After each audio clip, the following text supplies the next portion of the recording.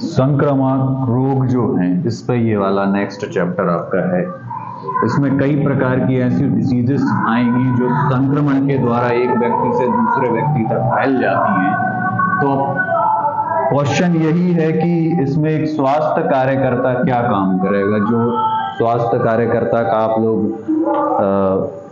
Course कर रहे हैं, तो आप लोगों की भूमिका क्या रहेगी इसमें, किस प्रकार से आपको भी तो जानकारी होनी चाहिए कि ये जो संक्रामक रोग फैला है ये किस प्रकार का जनित रोग है, क्योंकि कई अलग अलग तरीके के संक्रामक रोग होते हैं।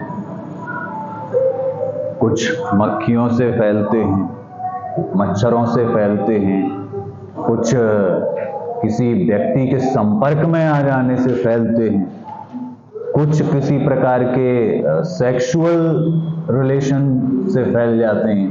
तो ये सारे के सारे आपको मालूम होने चाहिए। पहला प्रश्न तो यही आएगा कि आपको रोग लिख देंगे और क्वेश्चन आपसे पूछा जाएगा कि ये जो पर्टिकुलर रोग है ये किस प्रकार की डिसीज, किस प्रकार के संक्रमण से हो रहा है।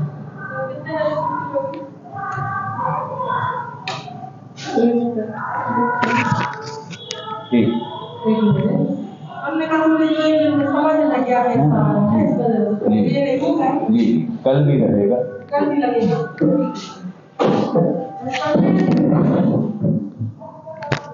एग्जाम के कारण मतलब क्या लगेगा। हाँ वही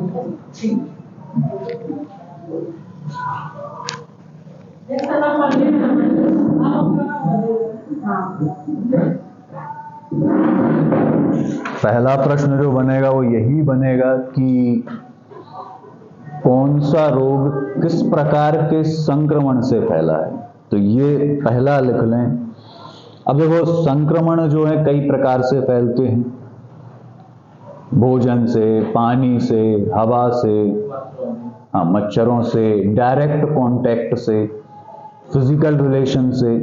तो कौन सा जो रोग है वो किस कारण से फैला है, वो कारण आपको दिया रहेगा इस तरीके से कि निम्नलिखित में से कौन सा पानी के द्वारा होने वाला रोग है। तो सारे नाम आपको हम बता देते हैं।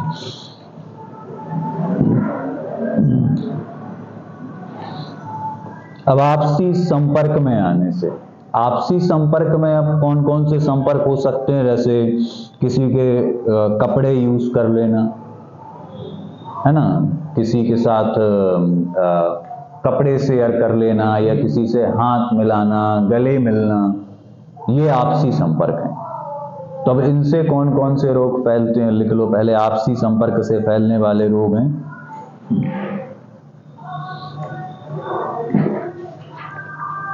क्वेश्चन क्या आएगा कि आपसी संपर्क से फैलने वाले रोग कौन कौन से हैं। तो उसमें आपको ये नाम लिखने हैं कि कौन कौन से आपसी संपर्क से फैलते हैं रोग।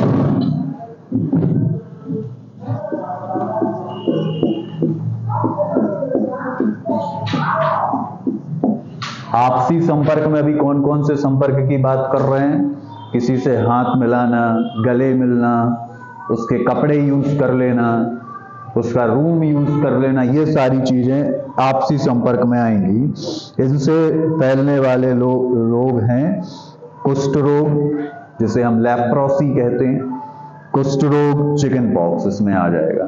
खासकर चिकन पॉक्स ज्यादा इसके द्वारा फैलता है।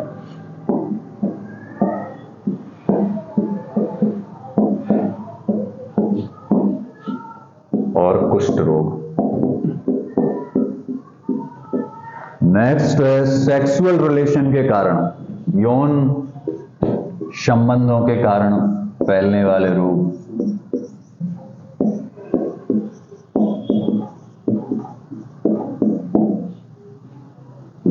यौन संबंधों के कारण फैलने वाले रोग में आता है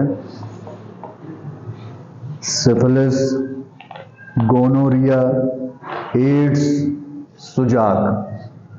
ये 4 डिसीजेस आपको याद रखनी है। क्वेश्चन आएगा कि यौन संबंधों के कारण तो कौन कौन से हैं। सिफिलिस, गोनोरिया, एड्स, सुजाक। सिफिलिस, गोनोरिया,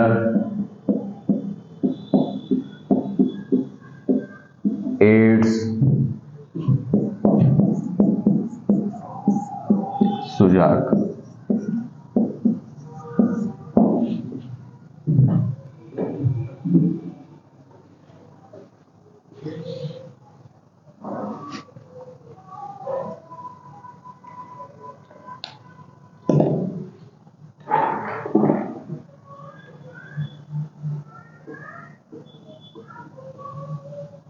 ये दो बातें आपको याद रहनी चाहिए। ये क्वेश्चन अभी पूछा भी गया था,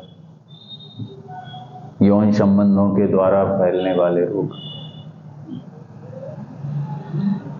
अब है हवा के द्वारा, कि जो एयरबॉर्न डिसीज हैं, हवा के द्वारा जो फैल जाती हैं, एक जगह से दूसरी जगह चली जाती हैं, जिसकी वजह से हम, जैसे कोरोना डिसीज थी, उसमें हवा के द्वारा फैल जाते थे वायरस, इसलिए चेहरे को कवर करके रखते थे मास्क से। हाँ, मास्क से कवर करके रखते थे। तो हवा के द्वारा फैलने वाले रोग नेक्स्ट लिखें।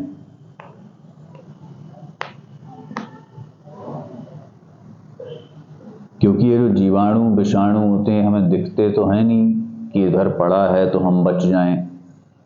ये तो बहुत सूक्ष्म होते हैं, तो नहीं कि हम उनको अपनी नेक्ड आइज से नहीं देख सकते। ऐसे पड़ा होगा तो नहीं दिखेगा कि यहाँ पर जीवाणु विषाणु हैं।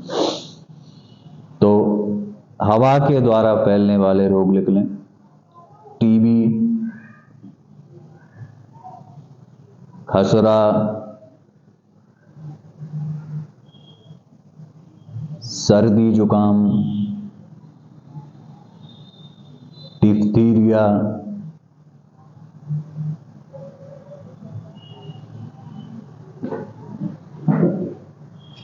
टीबी, खसरा, सर्दी जुकाम, डिप्थीरिया, डिप्थीरिया के साथ इन्फ्लुएंजा,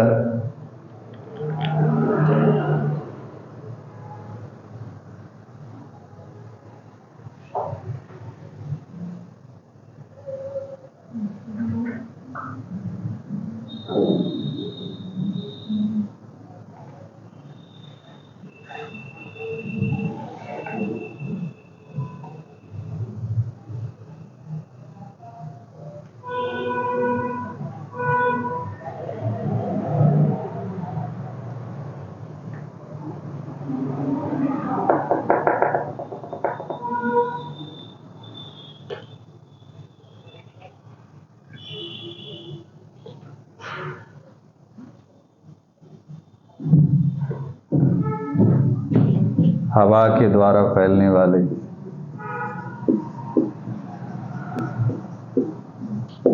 तो इसमें आ जाएगा टीबी, जिसको तपेदिक कहते हैं हिंदी में। टीबी, खसरा, सर्दी जुकाम,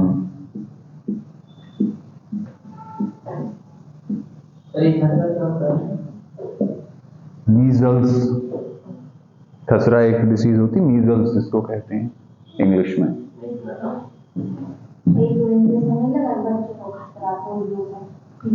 हाँ, टीकाकरण भी होता है उसका। सर्दी जुकाम, डिप्थीरिया,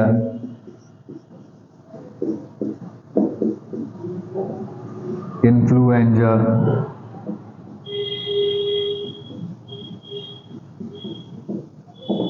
ये कुछ ऐसी डिसीज हैं जो किसके द्वारा फैल जाती हैं? हवा के द्वारा।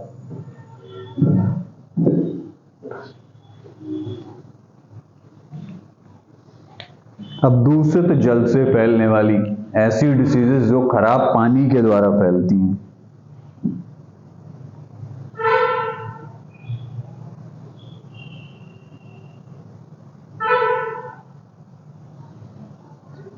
एक है हैजा,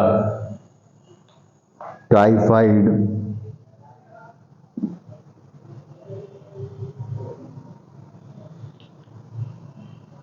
हैजा, टाइफाइड, डायरिया,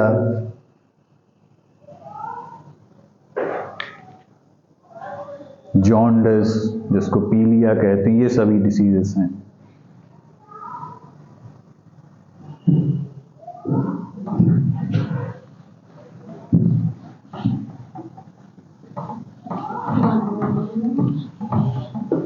दूषित पानी के द्वारा फैलने वाली।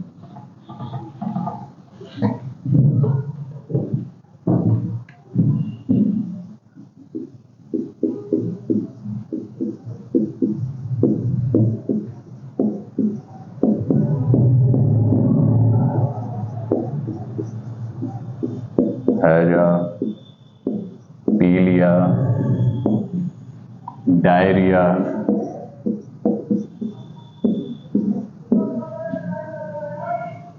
टाइफाइड,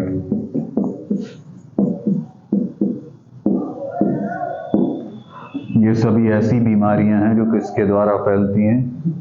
खराब पानी के द्वारा। पानी से एक जगह दूसरी जगह चली जाती हैं। अब कुछ डिसीज हैं जो मृदाजन्य संक्रमण, खराब मिट्टी के टच में आ जाने से।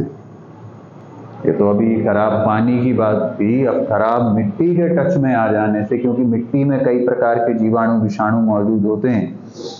तो अगर मिट्टी के टच में आए जो कि खराब है किसी प्रकार से, उसमें बैक्टीरिया वायरस है, तो कौन कौन सी डिसीज हो जाती हैं? राउंड वर्म, हम टेटेनस, हुक वर्म, ये सभी डिसीज हैं। क्योंकि मिट्टी में ज्यादातर बैक्टीरिया और वायरस सरवाइव अच्छे तरीके से कर सकते हैं। हम टेटेनस, राउंड वर्म और हुक वर्म।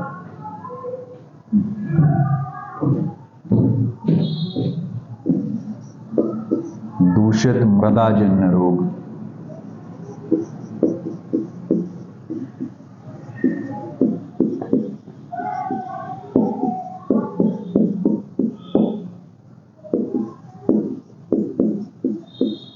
हम टेटेनस, राउंड वर्म,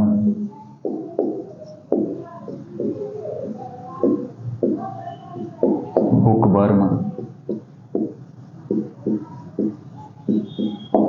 ये सभी खराब मृदा के टच में आने के कारण होते हैं। प्रश्न आएगा कि मृदाजन्य संक्रमण कौन कौन से हैं? तो हम टेटेनस, राउंड वर्म और हुक वर्म। जंतु जनित संक्रमण,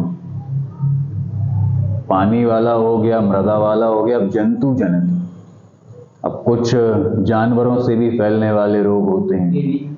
हाँ, रेबीज कुत्ते के काटने से, बंदर के काटने से हो जाता है।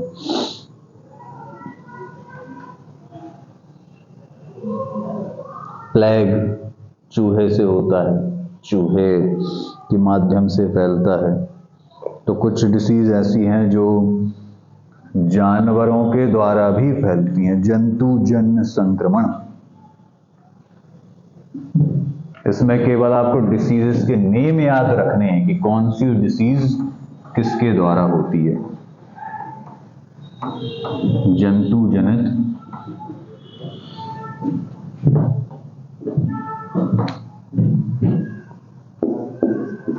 जंतुजन्य रोग। रेबीज किसके कारण हो जाता है? बहुत सुना होगा, रेबीज के टीके लगते हैं। हाँ, कुत्ते, बंदर, बिल्ली, भेड़िया, ये सभी अगर किसी व्यक्ति को काट लेते हैं तो उससे रेबीज हो जाता है। रेबीज किसके द्वारा होता है? कुत्ते के काटने से, बिल्ली, बंदर, भेड़िया, इन सब के काटने से फैलता है।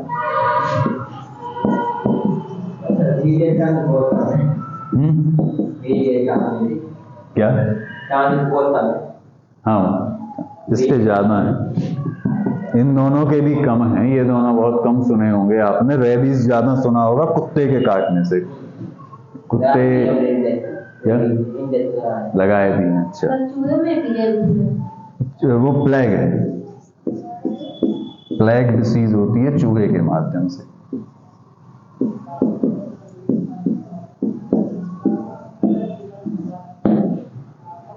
बहुत पहले ये डिसीज फैली थी, जब पूरे के पूरे गांव के गांव खाली हो गए थे। प्लेग डिसीज एक टाइम पे, बहुत पहले की बात है, बहुत महामारी का रूप इसने ले लिया था। तो जंतु जन्य रोग में दो नाम याद रखने हैं, कौन कौन से? रेबीज और प्लेग। रेबीज कुत्ते बिल्ली बंदर के काटने से हो जाता है, और प्लेग चूहे के माध्यम से होता है।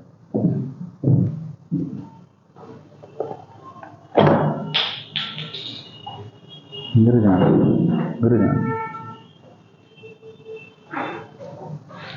इसके बाद संक्रमित खाद्य जनित रोग। अगर किसी भी प्रकार का दूषित भोजन ले लिया जाए, आहार ले लिया जाए, तो उससे होने वाले जो रोग हैं।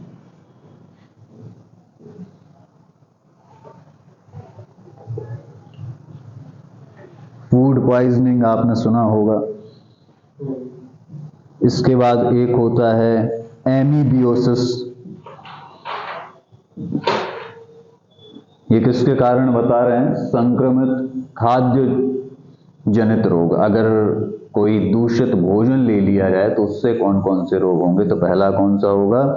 Food poisoning. दूसरा है एमीबियोसिस और टैप वर्म इन्फेक्शन।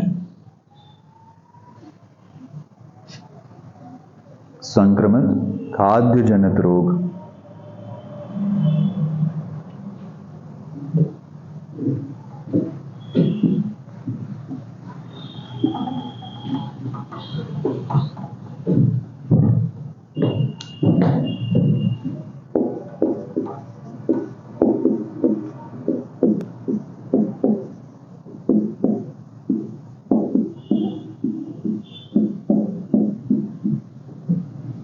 इसमें कौन कौन से आ जाएंगे आपके?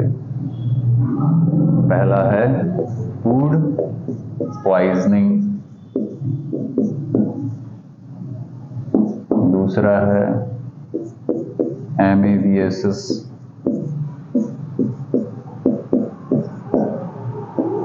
और टैप वर्म इन्फेक्शन।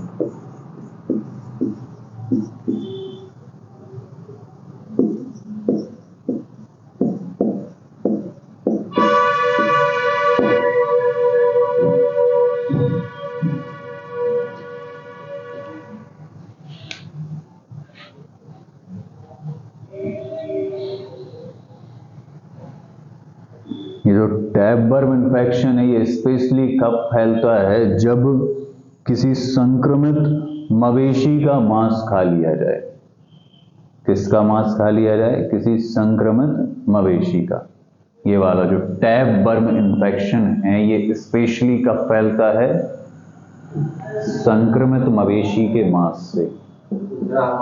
हाँ, खराब मांस खा लेने से।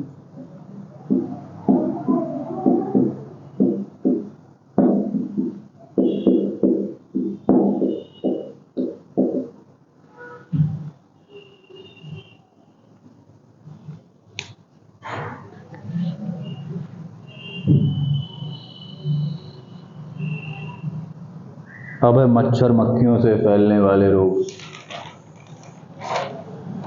तो मच्छर मक्खियों से बताने की आवश्यकता नहीं है, बहुत सारे रोग ऐसे हैं जो आप लोग जानते ही हैं। जैसे मच्छर से फैलने वाले हो गए डेंगू, मलेरिया, फाइलेरिया, चिकनगुनिया, और ये जो डायरिया एक रोग है, ये मक्खी के द्वारा फैलता है, क्योंकि मक्खी दूषित जगह से आती है, आपके खाने पर बैठ जाती है, तो खाने में वो ट्रांसफ़र बैक्टीरिया वायरस ट्रांसफ़र करती है। तो मच्छर मक्खियों से फैलने वाले रोग।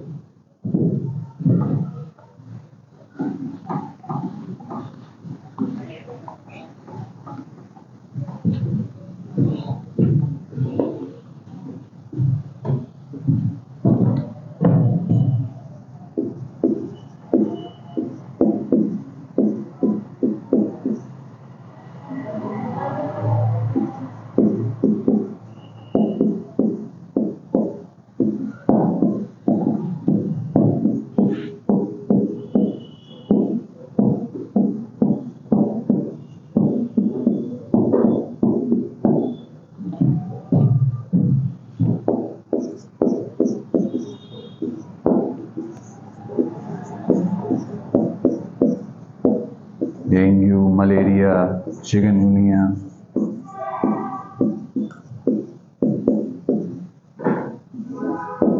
फाइलेरिया,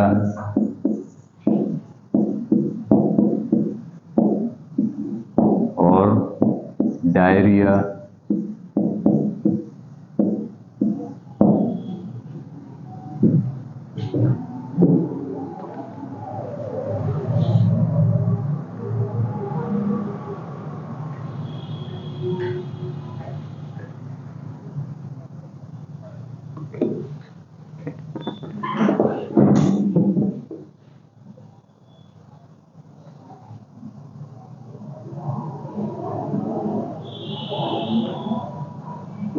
पहला प्रश्न यही यहाँ से बन सकता है कि आपको ये लिख देंगे कि ये एक पर्टिकुलर डिसीज है, किस प्रकार की डिसीज किस माध्यम से फैलती है।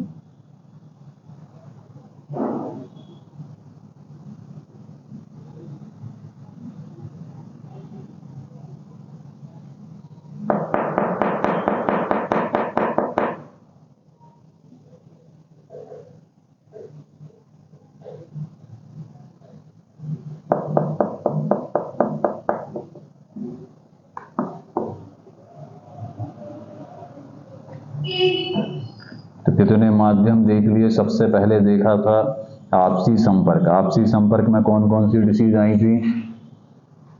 कुष्ठ और चिकन पॉक्स।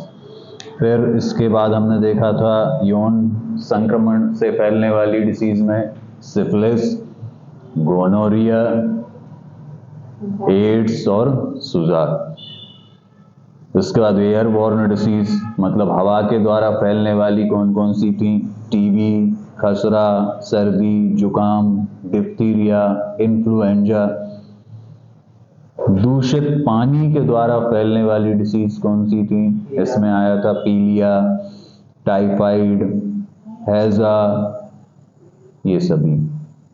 मृदाजन्य कौन कौन से थे? तो मृदाजन्य में था आपका hmm tetanus, round worm, hook worm. Hmm tetanus, round worm और हुक वर्म। जंतु जनित मतलब जानवरों से फैलने वाले रेबीज और प्लेग। खाद्य जनित में था फूड पॉइजनिंग, एमीबियसिस, और एक था आपका tap worm infection. Tap worm specially खराब तरीके का मांस खाने से होता है। मच्छर मक्खियों से फैलने वाले dengue, malaria, chikungunya, filaria, diarrhoea, ये सभी।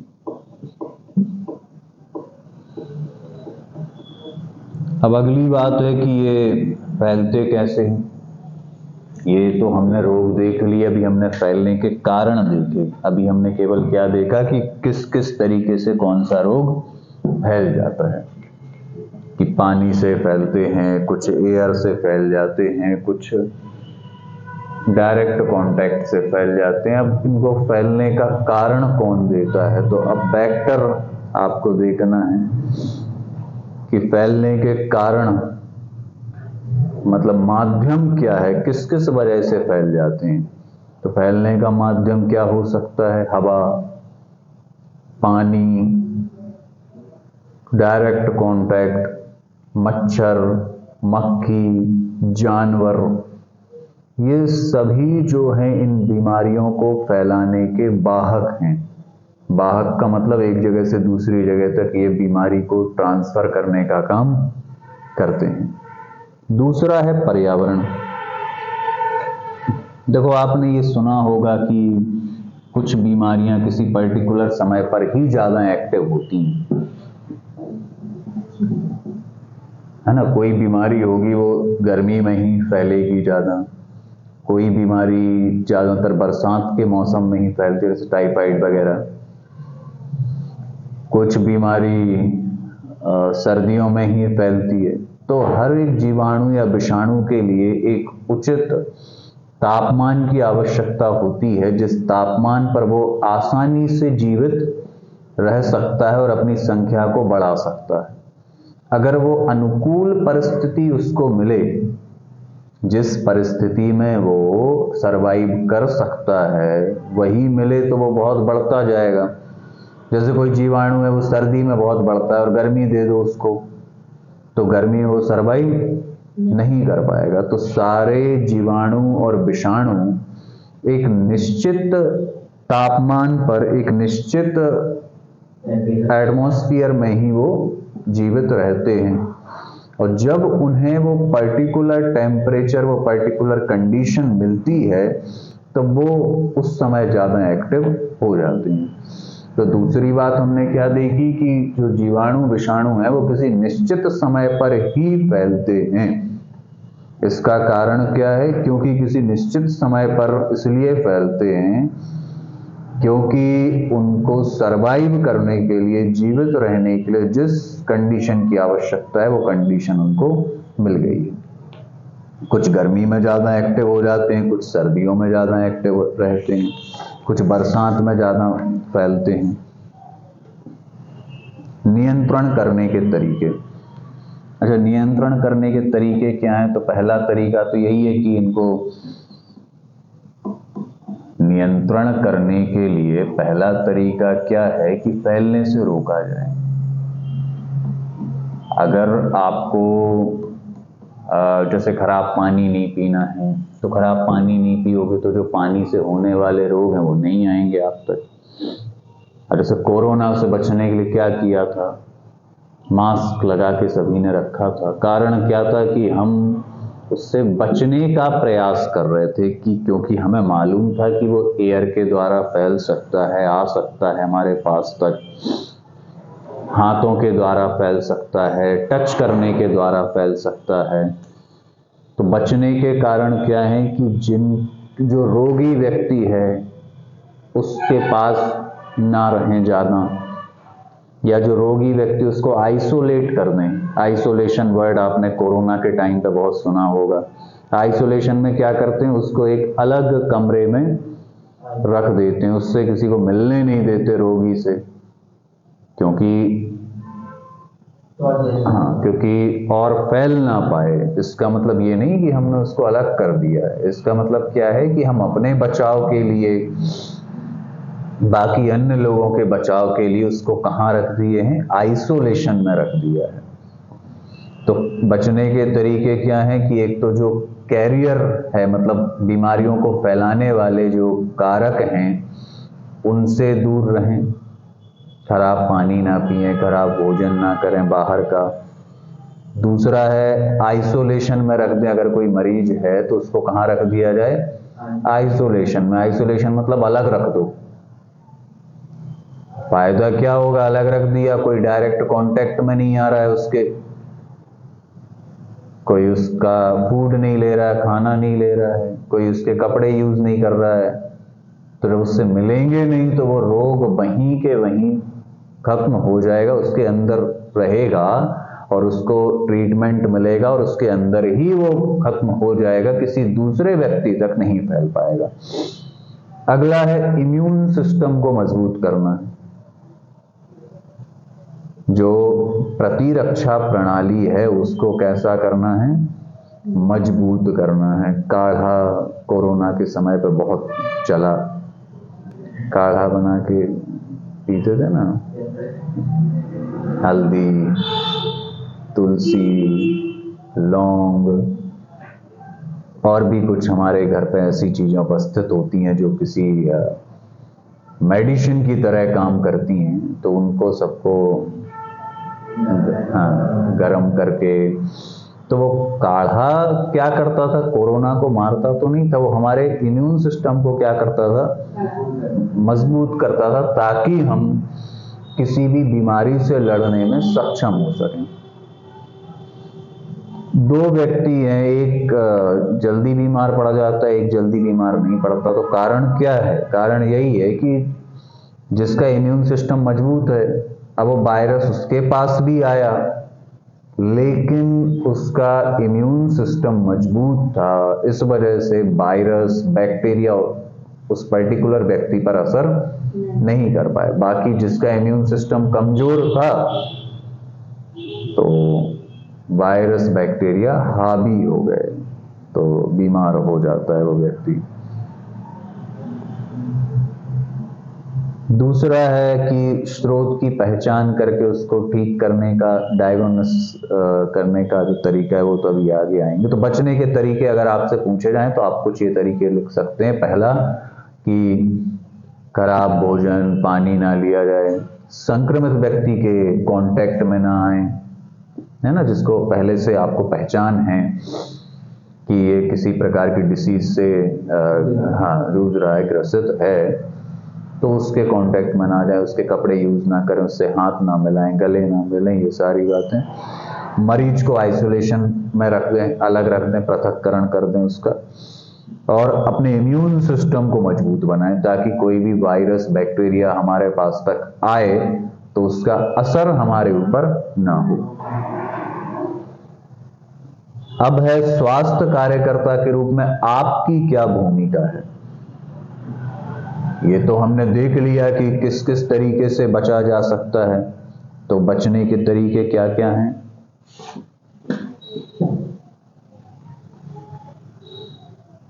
चलता है? नहीं, चल रहा है।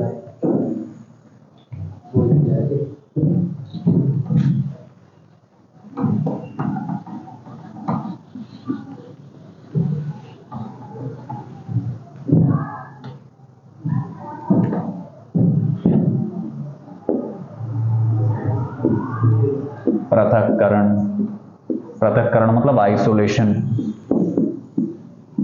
मरीजों से दूर रहा जाए, उनको अलग रख दिया जाए।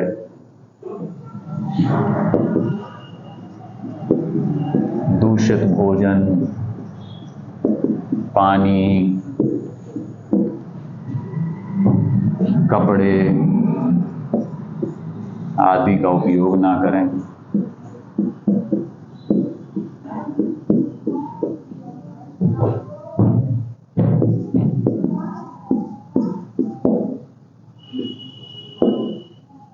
प्रतिरक्षा प्रणाली को मजबूत किया जाए।